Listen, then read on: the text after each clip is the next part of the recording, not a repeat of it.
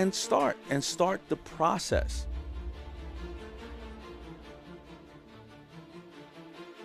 Well, because of the Shark Tank love, I got put on this public pedestal where, people started to understand that, as a people started to understand that Shark Tank carpet, that entrepreneur that stands on that carpet, it doesn't discriminate against creed, color, religion, sex. It's the ultimate equalizer, right? That empowerment is the ultimate equalizer, and no matter who you are in this great country that we live in, you have a shot. And with that acknowledgement, I was appointed as a presidential ambassador of global entrepreneurship, a page ambassador by President Obama in the White House, and I'm one of several people such as Tory Burch and Steve Case are on there, and I had the privilege of going to Kenya with the president and the White House, and visiting Kenya and spreading the word of entrepreneurship, of how it can empower you, and it can help you feed your family and help you empower others when this unfortunate world we live in.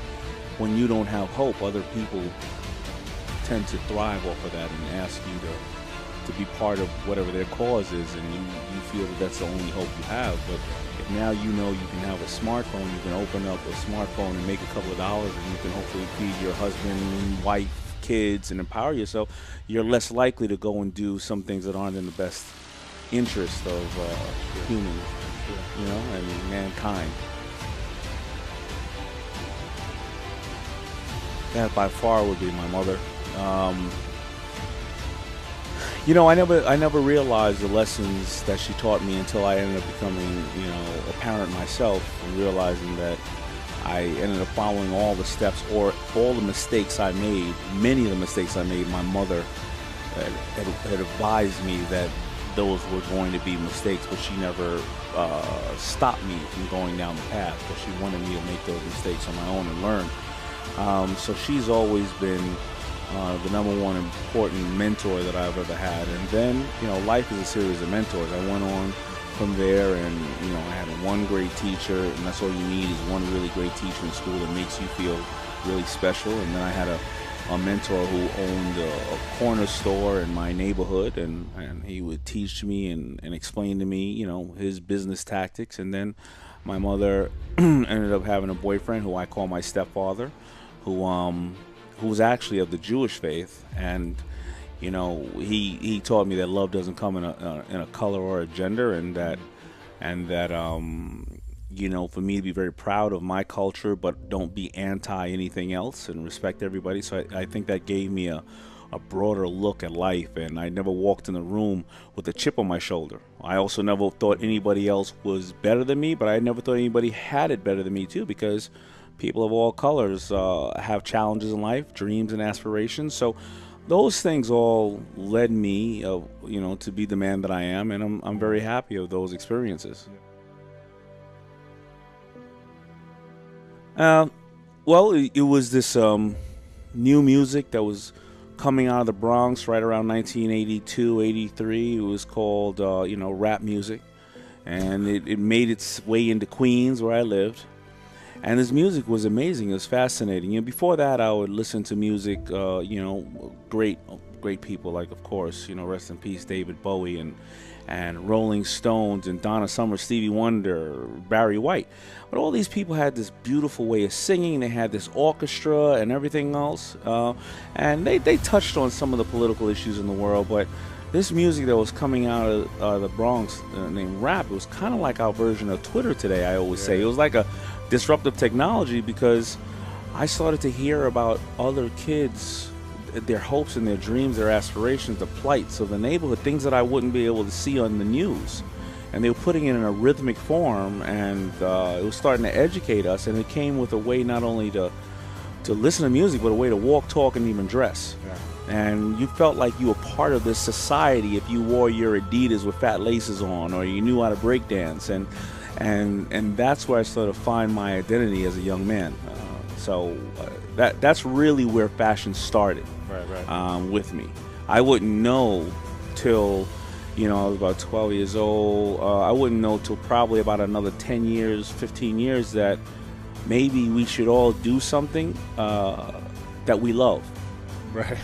I tried everything else, but I never thought about fashion. It's kind of like, you bust your butt to go and work and make a living, and then you go out and on the weekends you kind of snowboard and do all stuff like that, but you never thought about busting your butt building snowboard or snowboarding and making money. I you know what? Again, like most of us start, there was no belief that I could do it, but I remember walking into a store and I started to see cross colors everywhere. And I walked in the store and I saw this picture of this guy who looked like a young Mike Tyson hanging off a pair of jeans, and it was Carl Kanai.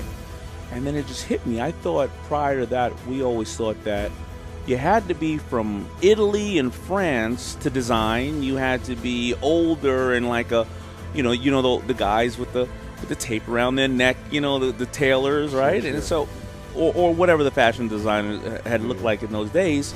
And I thought I'm just supposed to buy from them. When I saw that, I was like, wow, that's amazing. Okay, no problem. Then I'm watching a De La Soul video, I remember, and seeing them wearing these hats. It almost looked like a ski cap, but it has like a tie on the top, and I couldn't find that hat anywhere in Queens. I finally find one uptown Manhattan. I pay for the hat. I come home. I show my mother. I said, "Look, Ma, I paid. I always say a joke. I paid $6,000 in gas, $900 in tolls, and $20 for the hat. Check this out." And she goes, "That's a piece of crap. But I can show you how to sew hats like that, so you can sew as many as you want, so you can wear them. You don't have to do that. So go get $40 worth of fabric." I go to the store, get $40 worth of fabric. I come home. I give my mother the stuff to sew the hats, and she says, "I'm not sewing this. You're sewing this." I said, "Oh crap! Now I got to work at this." I sew the hats, and then all of a sudden, I have all these hats and only one head, because it's not like I was too stupid or I wasn't thinking. Thank God I didn't buy $40 worth of different fabric. I bought $40 worth of the same fabric. You needed one maybe every 3 years. Yeah. So anyway, that's when it happened. That's when I went out and sold those hats in the outside on that Good Friday, and I sold $800 worth of hats in 1 hour. Wow. And that's when it just snapped. I just said to myself, wait a minute. I made this with my own hands. I went and sold this to individuals, and nobody was in my way. I didn't have to get a check from a boss. Nobody told me when or to come to work or go to work. I can't get fired from this because of my color, creed, or whatever the case is. I'm responsible for what's happening here, and I will either fail because every decision I make, or I'll succeed because every decision I make. You? No. I made money on my own and lost money on my own as an entrepreneur. I started my first business. It took me a long time to really decide what I want to do and what was my first business. It took me forever to decide my first business. My first business, I finally decided what I wanted to do when I was 6 years old. It took me forever, right? I was selling pencils in school. Wow. And then I would go ahead and sell candy, and then when it snowed, I would shovel snow in the winter, rake leaves in the fall, and then I remember when I used to shovel snow, I used to go and kids would want to help me because I started getting everybody in the blocks that I wanted to. I would travel about 3 miles and take care of it. Kids would want to help me, so I would tell them, "Okay, no problem. Here's what you're going to do. If you're going to help me, I'm going to let you work. I'm going to give you a couple. Let's split the money with you. But you got to do a spring cleanup for free so we can go back into spring." And then I would go to the owners of the house and say, "Well, everybody else on the block, if they shovel your snow, they're charging you $3. If I shovel your snow 3 times during the winter, I'm going to give you a free spring cleanup." So I was leveraging all those little guys in the neighborhood. Anything in business, it was always a dry spell here, a dry spell there. But in all reality, my friends and I, we love selling the hats. Why? Because there was a reason to talk to girls on the street. There you go. Right? That's why we do a lot of things. Of course right? we do. That's why we do a lot of things. Everything, right? If we didn't have women in the world, we'd all be walking around barefoot and just, no teeth, right? Exactly. But then I would start going to the Black Expos, where there was like a basic flea market on the road, and I would try to sell shirts there. Why? because girls were there. Right. But also, we were really passionate about what we were doing, and we started getting that high when we sold stuff at a Black Expo, and then we go to another one and we see somebody wearing it. I go, wow. That's pretty cool. And that's when they came back and started saying, man, I tell everybody about this shirt, and they asked me for it, so I need to buy 3 now because I got to buy it for everybody. And we started saying, wow. Right? And it just became so exciting. I would have normally paid to go to the Black Expo, to go around and buy stuff or see stuff. And then, we happen to live in Hollis, Queens. There's a lot of music artists in Hollis, Queens. Obviously Salt and Pepper, Run DMC, LL Cool J, Tribe Called Quest. A lot of them come from there. We didn't really know them, but we knew all their friends. But then all of a sudden we heard, we were saying, well, can we get something in the video? And they would go, yeah, come on down. And we go down to the video, and there's craft services. It's free to eat as much food as you want. You get to see somebody like LL Cool J performing a song. There's video vixens running around. Girls everywhere. I would have paid to go there. Meanwhile, I'm going there going, hey, put on a shirt. They put on a shirt, and then I'd say, man, I don't have any money to I have a small company, so I really can't afford to lose that shirt. Can I have it back? Really? Yeah. And they you would would give take it back. it back? And they would give it back, yeah. Wow. There's only one rapper who never gave the shirt back to me. Old dirty bastard, of course. Scalability was very hard because it was, how do I go and finance and underwrite, these things? Where will I get the capital? What's the turnaround time? And I didn't have any financial intelligence at the time. Right. So, my journey. You could sell and you could hustle. And I could sell, I could hustle, but my journey, I almost failed and lost everything several times throughout that journey because I just didn't know how to use the tool of money. And it's so hard to try to acquire all that knowledge within the same time. How do I acquire the knowledge of branding, marketing, distribution, manufacturing, warehousing, shipping, financial intelligence, customer support, return on goods, consumption, you know what I mean? It's so hard. So, of course, I had to start leveraging as well and creating a bunch of strategic relationships because I knew I needed that. I knew I needed that because, listen, when you tell somebody to stop smoking, a couple of times and after the 10th time, they know they already have a problem with smoking. They don't want to listen to you. Listen, forget it. I'm not even going to address it. I'm going to start smoking. When you have a business, you have to answer the call or you're closed. Right? So you have to plug the dam. And I knew I had to plug the dam. So I started just creating a lot of strategic relationships, and that's actually the power of broke. Because it is the fact that, if I would have had money when I went to those video sets, I would have paid the director, I would have paid the producer, I would have paid the rapper, everybody else, right? If you gave me $20,000 at that time, and I heard that LL Cool J will wear my stuff for $5,000, and the director wants $5,000 to wear it, they're getting the money. Of course. Right? Yeah. And they're going to wear it.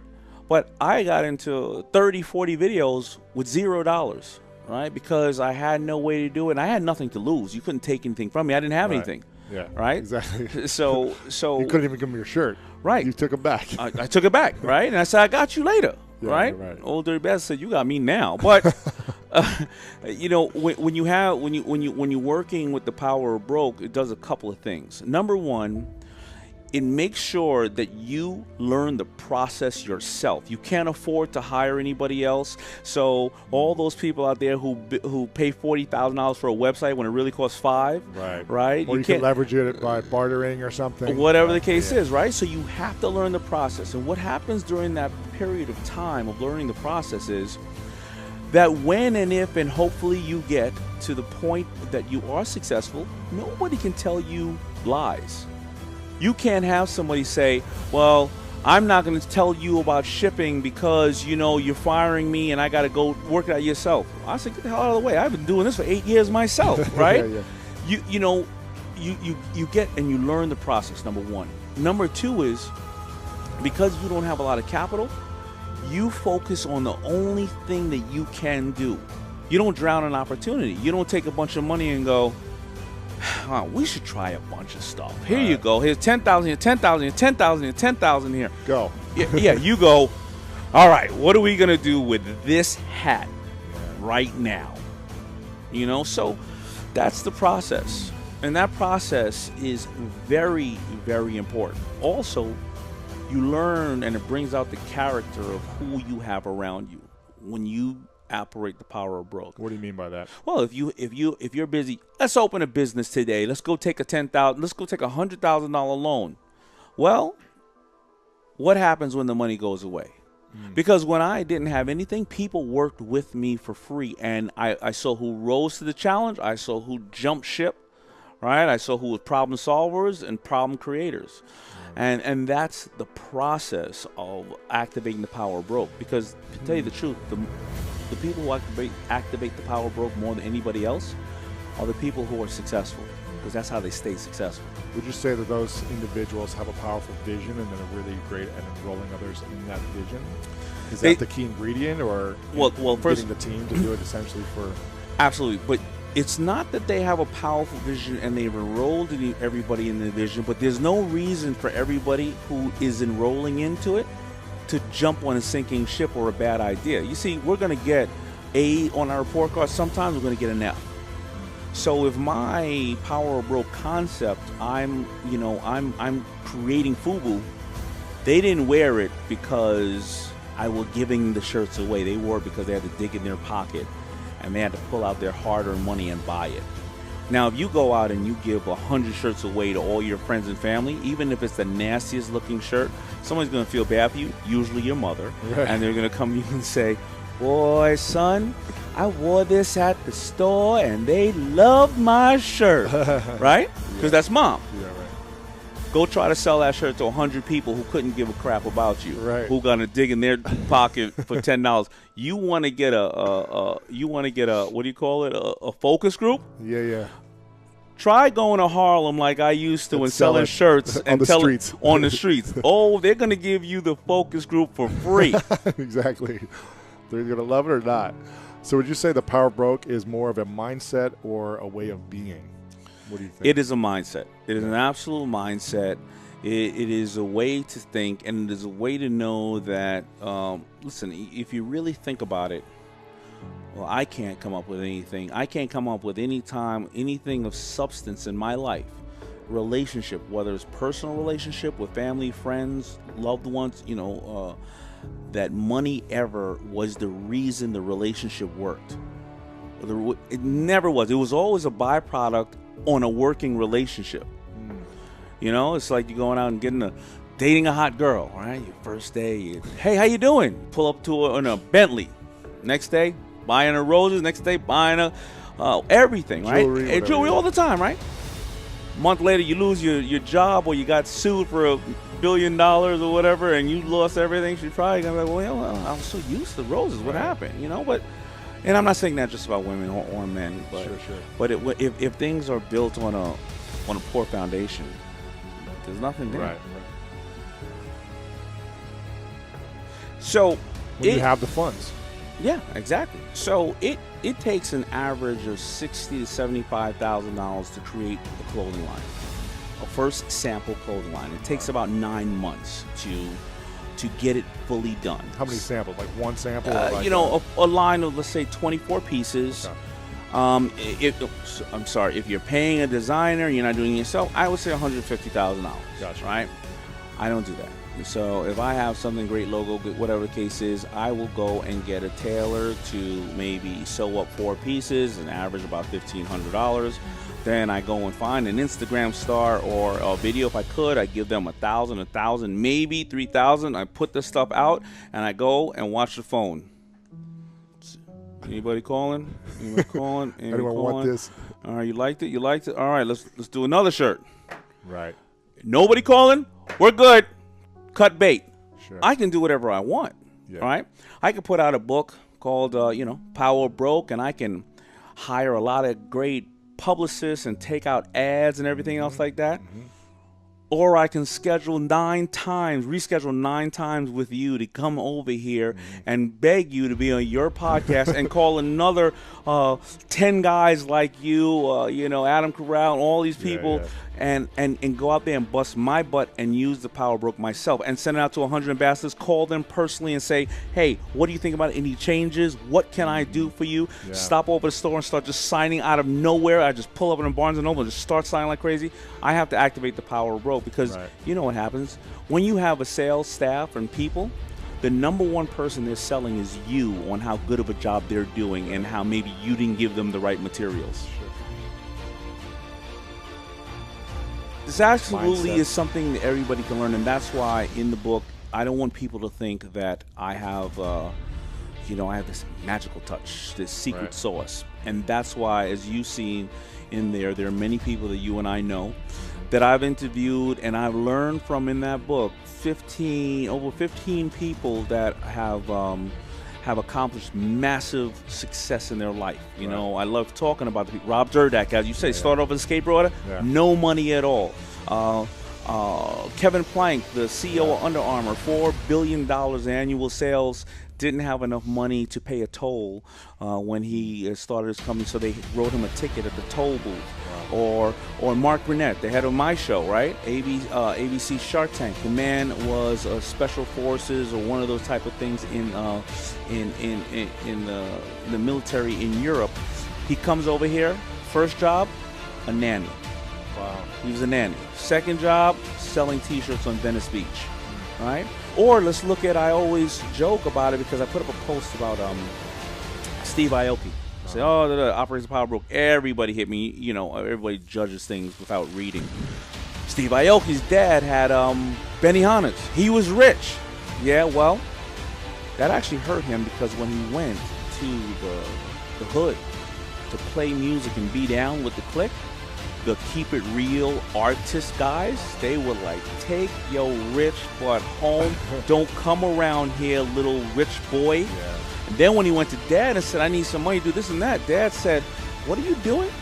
I came to this country with nothing, and if you don't work in this company with me, I'm not giving you a dime. So stop spinning those stupid little records. Now the man does $30 million a year, and he's the most touringest DJ in the world. You know, so first of all, let me be very clear, and I've had to make sure that I want to acknowledge one thing. I'm not glamorizing not having resources in your life. Right? Because we all want to be able to take care of our family and have medical and have the things and an education, things like that. So that's why people go on Shark Tank. Exactly, right? To get resources. Exactly. So don't make me say, oh, so I'm supposed to feel good about not having money. Not at all. Sure. But make that hunger. If you're gonna be there, tap into that hunger instead of complaining or feeling sorry or thinking that something needs to happen, right? I was just gonna say it's more of an exercise of hustling essentially and using that hunger as opposed to let me just throw everything I have at it and see what works. Right. Yes. And as I go through all those people, I want to show you that there's no one way to get to the level that you consider successful, but with this day and age of social media and technology, where there is no barrier to entry anymore of meeting and getting out to people, you can have what we call a proof of concept and test your idea. So I go through there step by step on what to do. So now in any business, no matter what, you need to have a proof of concept, meaning, hey, I may think that my cupcakes are tasty, but let me see how many people buy them. Yeah. Now, if you can't even make a cupcake, I'm sure you can film a 30-second video on your phone and tell of you making it or telling people about it, and you can get proof of concept if you have 10,000 people views your video. Right. Whatever, likes, whatever the case is, right? And then you take that and then improve on it and start the process, right? Before, it wasn't that easy necessarily. Right. You know, before when I made a shirt, I had to go and either sell it on the corner, sell it to somebody, and then I had to find the person the next day to sell it to them again. And then, or if I sold it to the store, who would they sell it to? Who walked by and pick it up? Unless I'm going to sit in the store all day. Let's see. Was it a woman? Was it a man? Was it a kid? Did they buy it for themselves? Was it a gift? Did they buy it to wash their car with? I have no idea. Did they haggle over the price? Now, you know. You're on the computer, you go, boop, oh, somebody bought it. It's an 18-year-old kid, lives in California, loves a skateboard, has a pit bull, and has a bad case of dandruff. Exactly. right? And so this is where we are today. So you can test your concepts very, very easily, and you can then be more equipped to go out to the world, and you'll find funding. There's so many ways of getting funding now. It's very, very hard to say because there's so many. Right. And I truthfully, the person who learns the most from Shark Tank, whether the viewers or anybody else, is me. I learn from, I joke about the other sharks, but all joking aside, I learn from them. And I learned from these young men and women who are coming up here, and they're doing business an entire new way. Yeah. And there's some in the book. There's 1 or 2 in the book, but let me think of others. I mean, there was this young lady I did a deal with for it's called Fresh Picked moccasins, leather moccasins. She went, and I believe she took aluminum frame windows, and I think she went and melted down solar aluminum to make 1 pair of moccasins, and then sold more, and then made another pair of moccasins. Now she's doing a couple of $1 million. Or Little Mo, he's in the book. Little Mo Bridges, he came on the show, young man, very laser focused on making bow ties. Him and his mother. And I looked at them and remembered, and they remind me of my relationship with my mother. And he was going to do a deal and takes Kevin O'Leary's offer, which is not wrong, because he came on the show to ask for capital and resources, and Kevin O'Leary stepped up to the plate.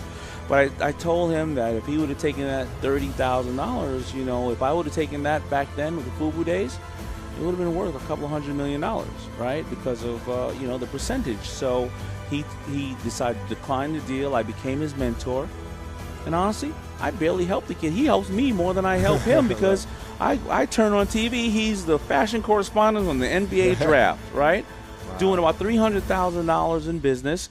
I go and I take him on to CNBC one day because I say, hey, I want to introduce you to Mo, and I want to take Mo out to Fashion Week in New York. Oh shoot! What's the name? What's the name of the big retailer in Dallas? That Neiman Marcus, the CEO of Neiman Marcus, one of the highest retail outlets in the world, calls the show, and I've never been in Neiman Marcus, and I pick up the phone. Yeah, how can I help you? You want my Coogee brand and all that. And she's like, let me speak to Mo. All my life, I've never talked to this person. She wanted to speak to Mo. Wow. So amazing. Very inspiring. I read my goals. I read my goals not every day, but I read them 5 days a week. I read them in the morning when I wake up, and I read them at night before I go to sleep. I have 9 goals that range from business to health to family. 6 of them expire every 6 months, and really? And 2 of them 6 of them expire in 6 months. 2 of them expire in 5 years, and 1 expires in 20.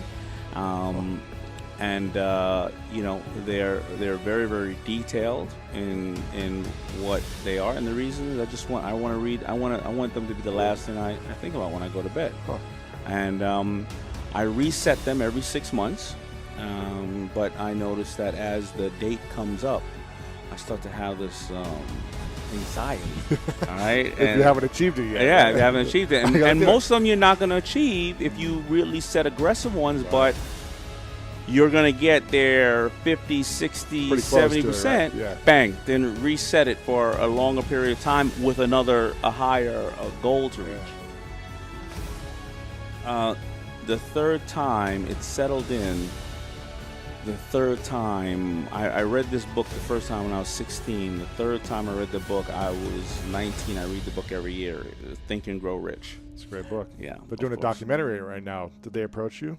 No, they didn't. I mean, they sent me some leather bags, some really special ones. Yeah. But yeah, they maybe they don't know how to get a hold of me. It's pretty hard. Well, if you want, let me know. Yeah. They reached out to me to do an interview. I would love it. Yeah. It's a great book. Absolutely. Got a couple of them up there. Yeah. Yeah. There's so many editions. Yeah. If we can only be so lucky to be like Napoleon Hill, right? It's amazing.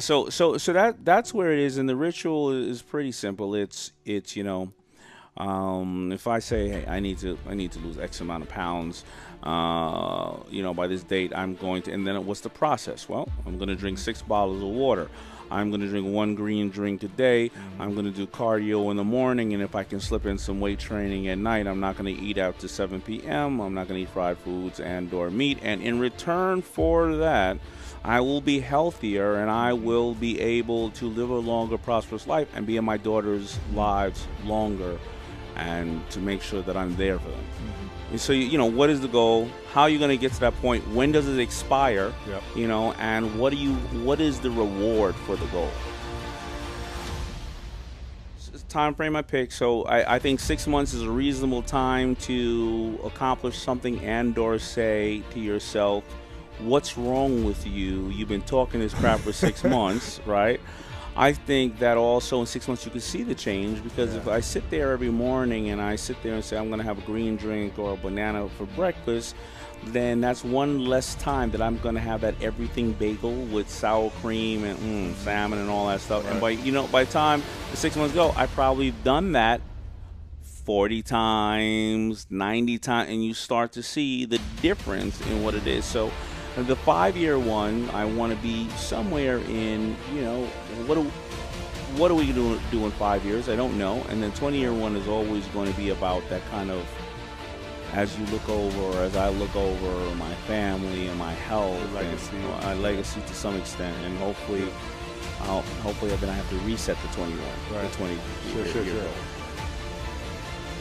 Share with you one a little bit, the losing weight one. When I get back into my training mode, that's what I am. That's what I do. Do you have a specific weight you want to get at? I always usually when I shoot Shark Tank, I'm always at 168. Why 168? Is that just the way you are? That's just the way my body works, right? I get to 168, and then when I'm off season, I usually get up to about 185 during the winter, and then if I'm really like traveling too much, can't do it, I can get as high as 193. You like to hibernate? No, you know what? It's just being on the road, bad sleeping habits. You know what I mean? And it's just hard. I'm sure this book launch is not helping you either. No, not at all. It's gonna be getting up, and it's gonna be just answering emails. I mean, because you want so many opportunities. You want to you just want to get them out of the way before you get to the office, because you're never going to get to them after that. My next book is probably going to be called Death by Email. You know what I mean? Sure. I don't know. These emails, man, kill me. The billionaires I've seen, they, first of all, I'm not saying it because of the book, but they use the power broke. The power broke. Sure. They'll spend $1 billion on a party, because that's a party, but they're very disciplined, and they won't spend that on launching a company. They will act like they don't have anything. With a mentality, number one.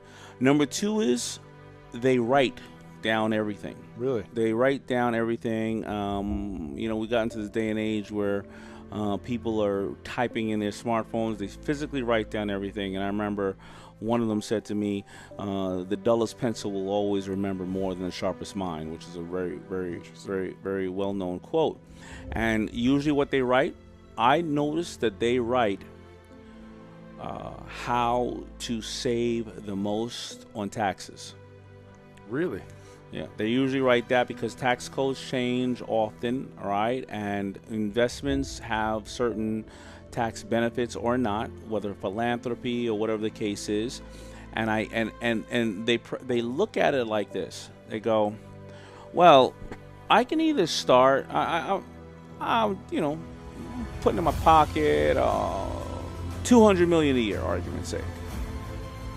I can either go and start a new business, right, that I need to go and, and maybe I'll get up to $100 million, $200 million, and I pay taxes on it, or how do I save on that 40 or 30% of taxes that I'm going to have to pay away because I already have the money? Why lose it? And they concentrate on that all the time, and they're looking at everything. And then the last thing is, when I've always talked to them, when we have conversations, they think purely on a global scale. we'll sit there and say how many people can I get to walk by my plumber's my service place in Manhattan on the street, and they'll sit there and say how many cars are in the world. They're really thinking like that. They're like, how many cars are in the world? How much have exhaust comes out of them? Exhaust pipe, carry the 4, 9. That's how they are. Very, very tough. I'm mentored by really amazing people. Jay Abraham. Oh, he's a brilliant marketing guy. So many really amazing people. I don't have a mentor. Maybe I met him once or twice. Richard Branson, I think. The reason why is because he said something pretty fascinating. I didn't know Richard Branson is dyslexic like I am. Yeah, me too. Yeah. Couldn't really read it all growing up. I'm saying 4 out of the 6 sharks are dyslexic. Wow. Richard Branson is dyslexic, and he also somebody who, because I used to always say to myself, should I really focus on making FUBU Nike and try to go there and set my goals for that?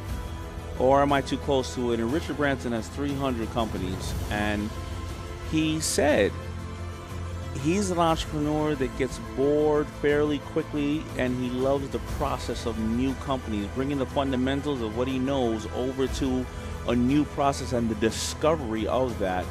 And as I looked at myself and I said, yeah, I have FUBU, I love it, don't get me wrong, amazing, but I have 10 other clothing brands, and now I'm on Shark Tank, and I love this. I'm dyslexic. I love the process, and I think that we have when I heard him speak, I just realized I have so much in common with that guy. Why haven't you reached out to get the mentorship yet? Well, because first of all, I also do believe in mentorship, that you should be with somebody who's extremely accessible. I don't know if he's accessible, but I know one thing. I'm not accessible because I'm so busy. Yeah. So I don't want the guy to have the time to get it. Hey man, I'll be the mentorship, and I'm like, yeah, I'll schedule you 6 months. He'd be like, well, then you just ask me for a favor. You know what I'm saying? Why you so pushy? You know what I mean? Time is time, baby. I love that. So.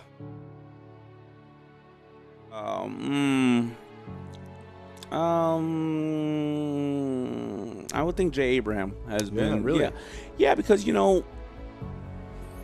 it's really no. In terms of scaling, or very hard.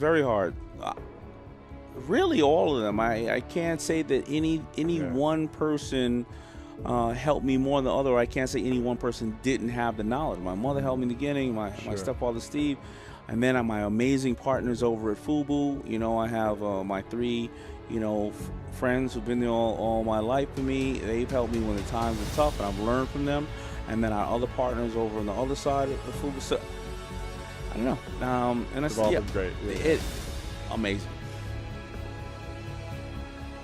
Thing that turned me off is the fact that they don't have proof of concept. They just think it's a good idea, and it's my job to help you create the proof of concept. So you're too lazy to do it. By the way, I have 100 ideas in my head too that I can own 100% of. So why? Number 1. Number 2 so is get a proof of concept. Proof of concept, Show right? that there's a buzz. Yeah, if you don't have proof of concept, and they go, well, I don't know how to get it started. Well, then that's what you're going to be telling me when it is started, and you don't know how to take it to the next step. I got my own headaches. Leave me alone. Yeah, exactly. The next one is, well, this is a $50 billion market, and if I only get 1%, oh my God. The bankruptcy market is a $1 trillion market, and I promise you're going to get 1% with that attitude. Right. Okay. Those are the things that turn me off. The things that get me excited are, I tried this and I failed. I tried this and I failed. I tried this and I failed. And then I finally, bang, found out the best way to do this. And I found out because all these other things that I failed at doing in this area, this one, I knew I was on to something. Yeah. Somebody who's willing to admit their failure, because any successful entrepreneur knows that you are going to fail more than you succeed. right? That one, of course, that's it. And then the other one is proof of concept. Right. That's it. You have the right to make up your own opinion, but not the right to make up your own facts. Right. So, and you see that happen all the time. Kevin Yes. O'Leary will go, yeah. How many did you sell that stupid thing right there? And they like $1 million worth. He's like, you're not too stupid now. Right. He's like, oh. Sales cures all, right? You are not looking too Yeah. stupid now. Yeah, exactly. All of a sudden, there's a halo over that person's head. I have to have an interest in it. 100% I have to have an interest. Because you know what? If I don't have a full interest in it, maybe I'm a customer. Right. And listen, the power broke theory is don't spread yourself too thin. You can't do every single thing in the world. And people think because I have access to capital that people like us just walk around and buy everything. No. Hey, how you doing? Oh, I like that locker. I want to invest in a company. No, man. You don't have time for that because investing is you then got to answer the phone call every time. Yeah. And so, I get all the time on Shark Tank, oh, that person had some great idea. Why didn't you invest in the company? All the time. Yeah. Yeah. I look at, besides my companies, I really look at, it takes about 6 months out of my life, all the investments. And I have For the year. Yeah. And I have really, really amazing partners that allow my businesses to run. And again, I could probably do more business in my business if I do. But these other opportunities that I'm in, whether I win or lose, they're teaching me about an entire new way of doing business. If I wasn't on Shark Tank, or if I didn't do investments like Nate in CrossFit, I would never have an insight on the new way that the world is operating. I would have still been the FUBU guy going, hey, J.C. Penney's or Macy's, please buy my shirt. Hey, how you doing on social media? I don't know. You know what I mean? Right. And I'd have been at the mercy of everybody else.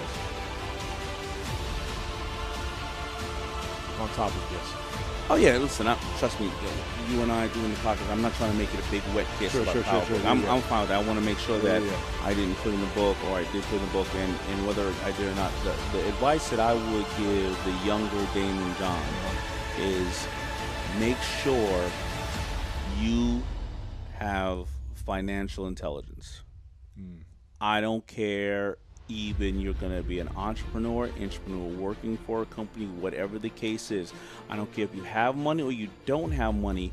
Money is so hard to make, and it's 10 times harder to keep, and it's a tool. And I almost lost too many times because I was so eager to make the money and I didn't have financial intelligence. And many people say, well, Damon, you didn't go to school or college, and should I? And the fundamentals of business are the fundamentals of business, and you need to go and study finance no matter what. And a perfect example of that is all the athletes that 3 years out of the league, over 60% of them are broke, right? Yeah. How the Powerball people, some of them are going to be broke fairly quickly, 3 years, right?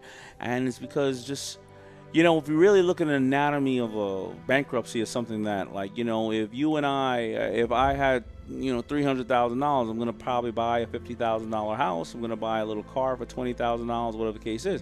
If an athlete has $50 million, they're going to buy a $7 million house, and they're going to buy a bunch of cars, but it's the same house. Yeah. It's just a bigger bill. Yeah. And, they're not going to understand about compounding interest and all the things that they need to do in life to make it, because money is just a tool. I think that I haven't read it yet. Everybody's talking really amazing about Tony Robbins' Great book. new book, Master right? the Game. Yeah, Money Master the Game. Okay, I haven't read that. And again, dyslexic. So I'm sure you listen to the audiobook probably, right? I gotta get the audiobook. Of course, Think and Grow Rich. Yeah. I know, no, not Think. Rich Dad Poor Dad. Yeah. Okay. Rich Dad Poor Dad. It's a staple for a reason. What am I most grateful for recently in my life? In my personal life, I'm grateful that everybody has their health. I haven't had any loss. I've seen a lot of loss in my life, growing up in the neighborhood that I grew up in. Yeah. So whether people were incarcerated or they lost their lives at a very early age due to violence or drugs. And that, hasn't been an issue with anybody in my life. So I know it's inevitable, right? And so that's what happened. So I think on that, on a personal issue. Recently on a business tip, I don't know. Of course, my appointment to the White House, I never thought I would be meeting and sitting with the president. I've met the last 3 presidents of this great country. Wow. And who would ever thought that, right? So business-wise, I would say that is one of them. And then another really great year of Shark Tank, for the reason, though, that when I see that it's one of the top shows watched from kids 5 to 15, and one of the top shows watched parents and kids together. And when I see people come up to me and say, you know what, my daughter wants to be a shark as much as she stopped caring about being an actress, a singer, and a dancer, or an athlete. Nothing wrong with that. She wants to be a shark. Or when a mother comes to me and says, my son finally came to me and said, Mommy, I know what you do now at work. When you see that, or people say, I decided to start a business and I'm empowering myself, and you see that a show like that everybody said would never work, got almost canceled, 7 years in, and people are religiously following it. When you see it's changing lives, that's why Mark Cuban does it. People always wonder, why does Mark Cuban do it? He don't need investments, right? He doesn't need any more TV time. You always see him on basketball show, right? He does it because it's really empowering. As you, what am I talking about? I mean, this is what you do. You empower people, and it's just amazing. It's always going to be health related. It's always going to be, why has God has really, really blessed me for too long, right?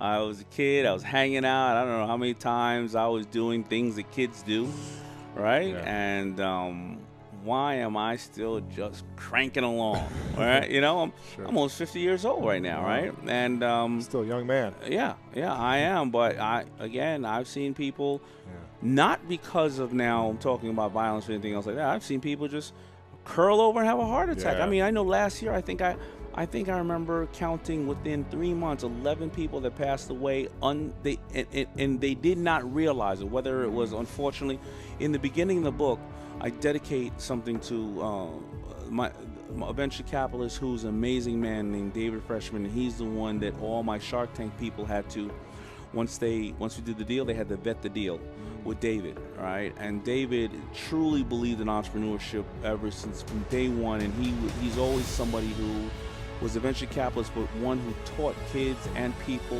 of color on how to get into this business. And amazing guy.